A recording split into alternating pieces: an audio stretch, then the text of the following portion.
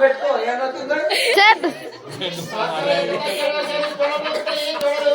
చూసినా కళ్ళంతల ఏడుతో చూడలు నొక్కాడు చూడలు నొక్కాయి ఓ బిడ్డ అది నాకు ఆకలి అవుతుంది అన్నం పెట్టమంటున్నావమ్మా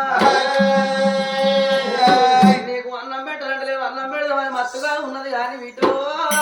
బిడ్డ నీకు అన్నం పెడదామని మత్తు ఆపత్తలు ఉంది కానీ